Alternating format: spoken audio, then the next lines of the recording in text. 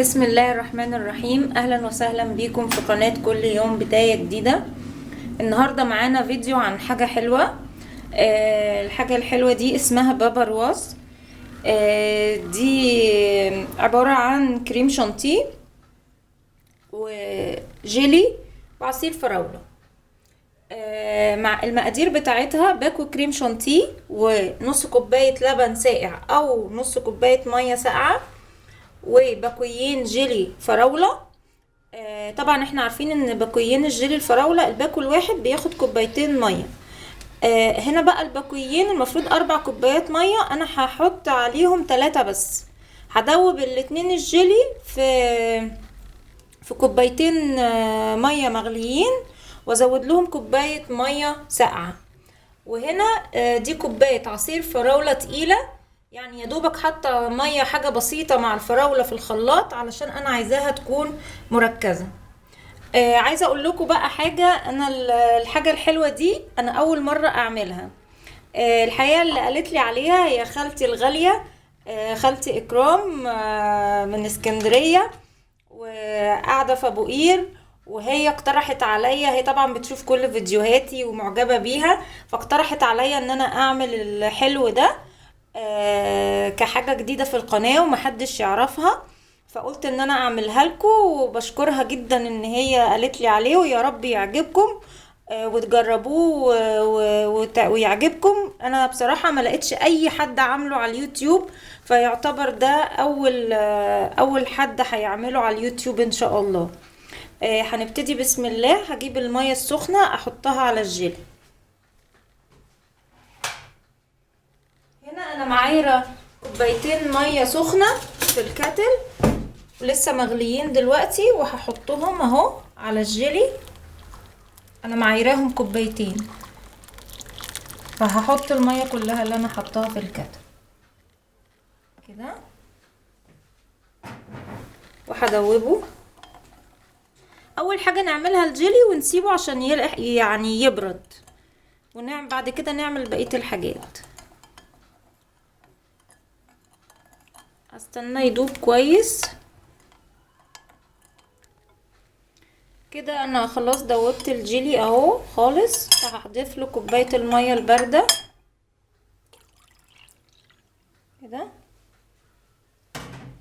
وهقلبه وهسيبه على جنب عبال ما اضرب الكريم شانتيه.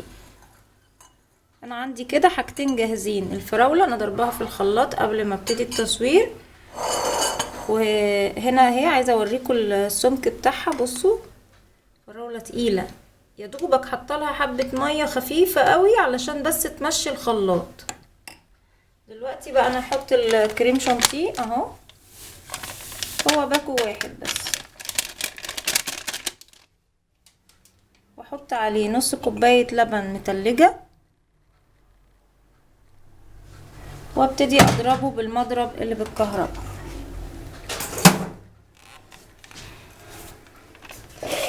انا هضربه وارجع لكم علشان الصوت بتاع المضرب ما يضايقكوش في الفيديو.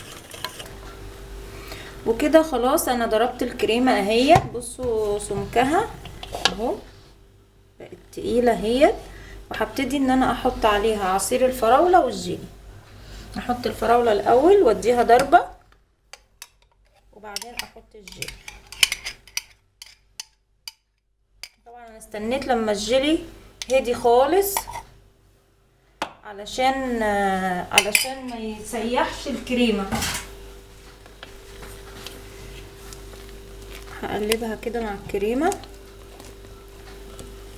واضربها بالمضرب وارجع لكم.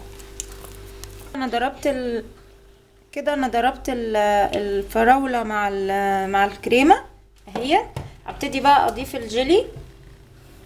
بسم الله الرحمن الرحيم، بالراحه كده اهو،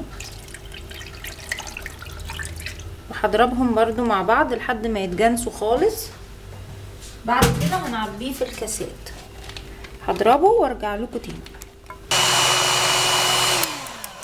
كده خلاص انا ضربته مع الكريمه وعصير الفراوله. خلاص انا مش محتاجه المضرب بقى ده دلوقتي اهو.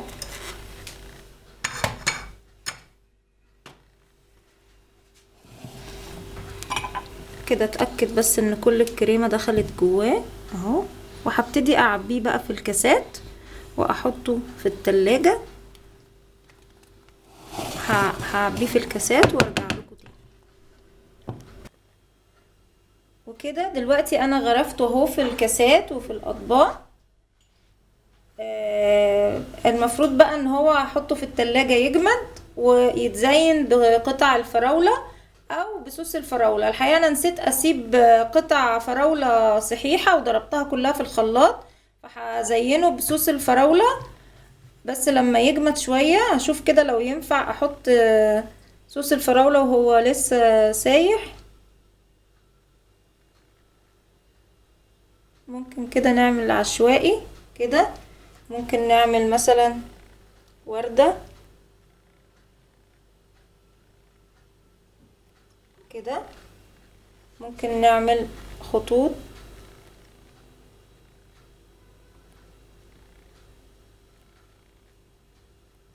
زي الباستا فلورا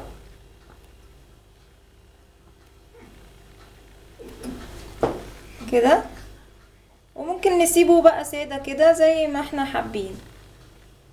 ممكن نعمل نقط كمان، نقطة نقطة نقطة كده. ممكن نعمل وش بيضحك هابي فيس، وهسيب دولت كده من غير حاجة. وده كان نهاية الفيديو بتاعنا. اتمنى ان هو يكون عجبكم، واتمنى ان انتوا تجربوه، وما تنسوش تعملوا لي لايك وشير وسبسكرايب اللي لسه ما اشتركش، وما تنسوش تكتبوا لي الكومنتس بتاعتكم، انا بفرح بيها جدا وبتقبل اي نقد لو في اي حاجة مش عاجباكم. زي الفيديو بتاع ترتيب المطبخ جالي عليه نقد، وانا بشكرها ان هي قالت لي على الكلام ده، وان شاء الله هنفذه وما بزعلش من اي حد. وبشكركم جدا، واشوفكم في فيديو جديد، والسلام عليكم ورحمة الله وبركاته.